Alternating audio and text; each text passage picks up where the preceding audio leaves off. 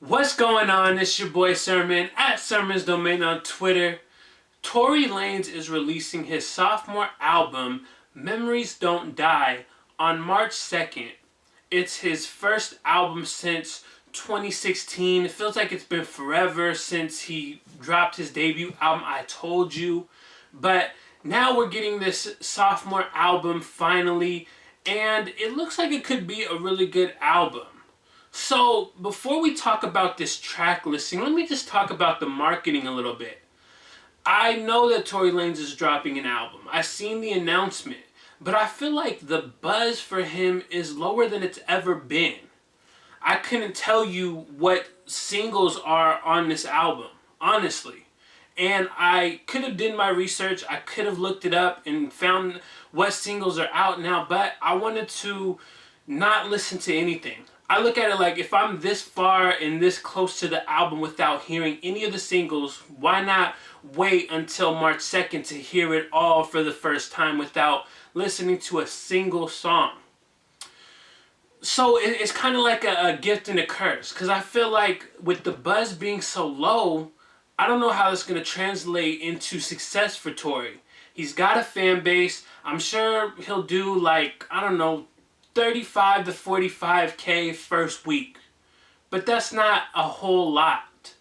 So it's kind of like, what is this album going to be in terms of success for Tory? I understand that it's hard to get the label behind you in pushing a single, because out of the 18 songs on this album, there has to be one that sounds like a hit. Tory Lanez, despite what anybody wants to say about him, he can always produce something that would sound good on radio. And there's no doubt that with 18 songs, there has to be that one record. But again, if you throw out a single and it doesn't do anything on its own, I feel like the label is going to be, hard to convince to put this to radio, to put the marketing dollars behind it. Unless you're the biggest names, the Drakes, Chris Brown, somebody who's like always in constant rotation on the radio, it's harder for someone like Tory Lanez. Another thing that's kind of baffling about the marketing is we're less than a month away. And with this track listing came 3 songs. But those 3 songs are not on the album. 2 of them feature Party Next Door, and a third one is titled March 2nd, just to remind people when the album is dropping. And I listened to all 3. March 2nd really sounds like a 2011 Drake throwaway song. Like, literally, it's got that Dreams Money Can Buy flow sound to it, like a Club Paradise. It really sounds like that, which is crazy, because I would think that after all this time, after all the criticism, Tory would want to sound like differently. He would want to like do what he was doing before. He was just kind of emulating Drake's style. Because make no mistake, when Tory first came out, he definitely had his own sound. He was sounding good. Records like, you can always say that Tory is kind of like, a Drake because he raps and sings, but he wasn't like directly trying to copy him. I was listening to records in the past, like Shotgun, or I think there's one called High Notes that I liked, or Friday the 13th. Like, records like that were unique to me. They sounded like Tory Lanez. They didn't sound like Tory Lanez trying to play the role of Drake. But I'm talking a lot about the marketing and all that stuff. Let's talk about this track listing. At 18 songs, I don't feel like it's going to be too long, but I can already tell that there's probably going to be records on here that I'm not going to enjoy. Just going off of the title. And again, it's hard to judge a song by the title. The whole age-old saying about judging a book by its cover. But honestly, can you really have a lot of confidence in a record called Skrt Skrt? I don't think so. Or a record called Shooters. I don't know. I look at these titles and I'm like, okay, I'm not really too excited for that. And that's fine. I could be wrong. I would hope I'm wrong. I would hope that Skrt Skrt turns out to be the best song on the album. But I don't have much confidence in it. Aside from, some of the songs titles, you got a lot of good guest features on here. Future's on a record called Real Thing.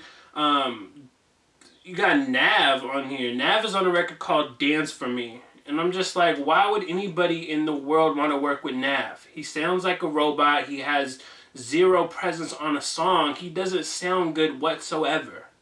So I don't know how a record with Nav can make the final cut where he'll throw out 2 records that have Party Next Door on them that aren't on the album. I don't get it.